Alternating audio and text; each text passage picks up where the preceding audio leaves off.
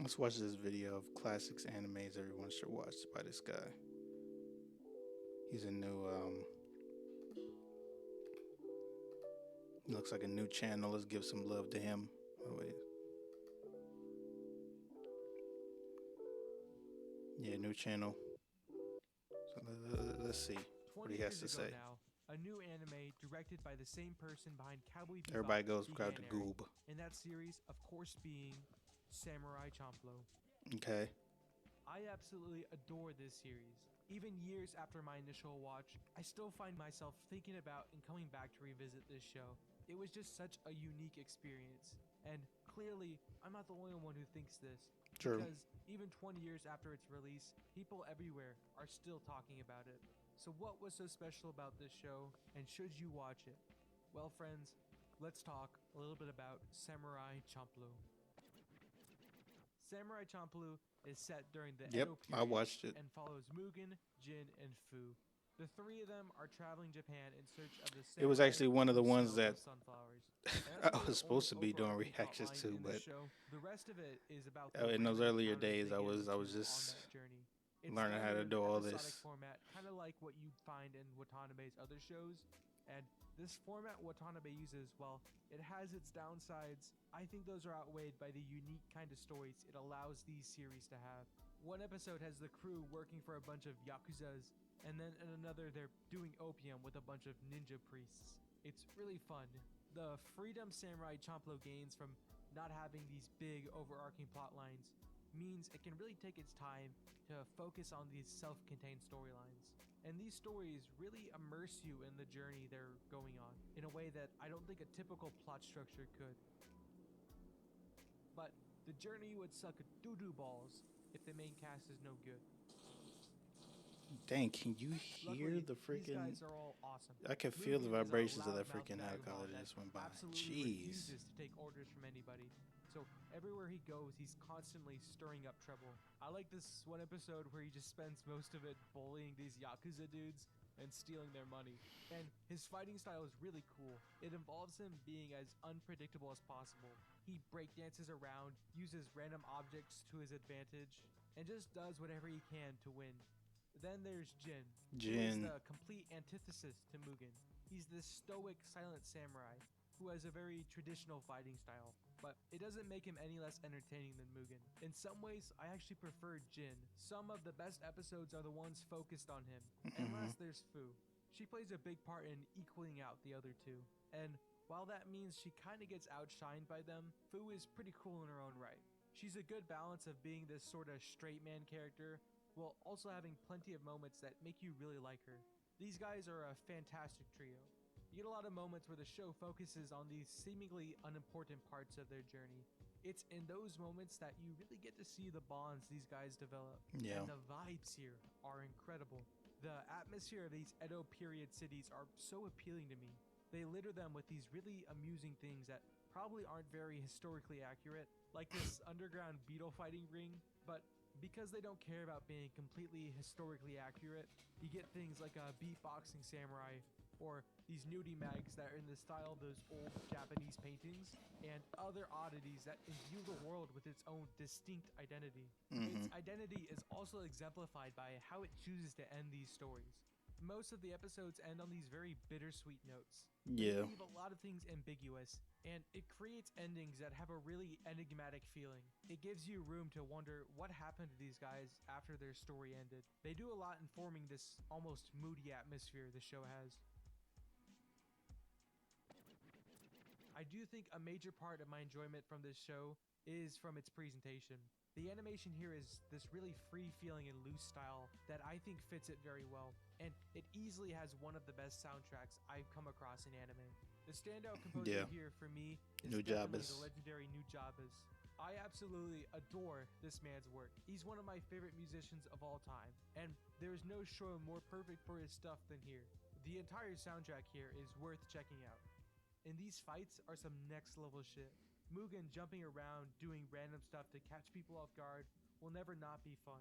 And watching Jin's sword just glide through people is so smooth and satisfying. You might notice that in the fights, their swords rarely make contact with each other. And I remember hearing from somewhere that they intentionally tried to have the swords clash as few times as they could throughout the entire show, which is not very common for anime sword fights, and it Mm-hmm. gives the fights in Samurai Champloo their own distinct feeling that you can't really find anywhere else. A distinct feeling that you can't find anywhere else is a pretty good way to describe the entire show.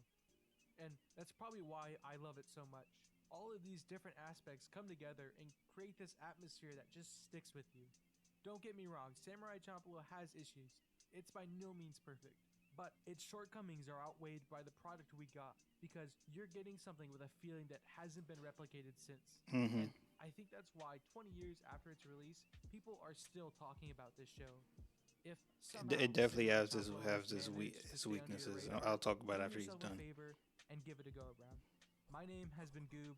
Thank you for watching. Oh, he just talked I'll about see you Samurai next time. Champloo. Okay. Yeah, I completely agree, bro. Shout out to Goob.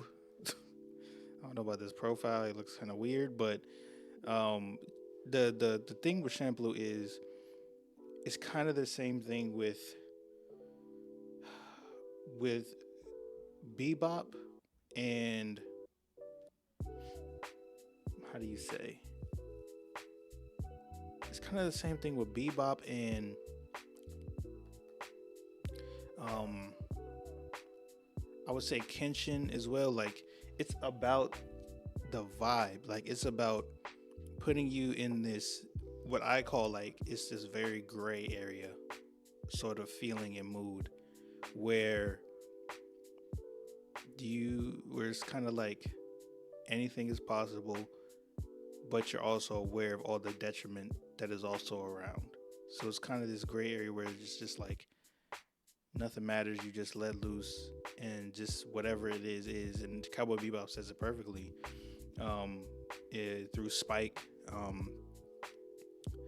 whatever happens, I think it was like whatever happens. You know, let it happen. I could be quoting that wrong, but that's the vibe and the mood that Champloo, Bebop, and I find it the connection between those two in shows like this. I'm trying to think of another one that's like them. There really isn't because the way that the episodes are structured, like he said, is meant to just put yourself in that vibe, in that aura, right? That's what it's meant to do. It's not meant to tell a story. It's meant to put you in a specific mood. And Bebop does it spectacularly, and Champloo does it spectacularly. And they're masters of putting you in that vibe. And Nujabes is like the icing on top that really seals the deal with his work. Him and Jay Dilla. I played a Jay Dilla beat at the beginning of this stream. So yeah, it's like it's a master of putting you in that vibe and in that emotion and in that sort of feeling. But it's in terms of the quality of story, it could be it definitely is lacking in Champloo. And especially with all the weird and wacky stuff that just happens and it seems to be random, so you don't know what's canon, you don't know what's not canon, you don't know how serious to take the show at times, because it does do a good job of also getting very serious. So you're kind of like on the fence, like, should I take this seriously? Should I not take it? Should I take the story seriously? Should I not take it seriously? Like with some of the character stuff, especially with Jin. Like Jin has some great episodes where it's kind of like, should I take this story more seriously? Because the way they're presenting it, and the way it's being written, the way I'm feeling, but like this could be something dope. But it leaves you in that, like I said, gray area where you don't know, and that's kind of frustrating and infuriating. I wouldn't say infuriating, but it's kind of annoying. But it's all like done for the purpose of putting you in that mood and in that vibe. So Champloo is definitely I definitely do recommend it for people to watch. And yeah, so shout out to what's his name right here, Goob. Subscribe. He definitely understands the aura, the vibe with it.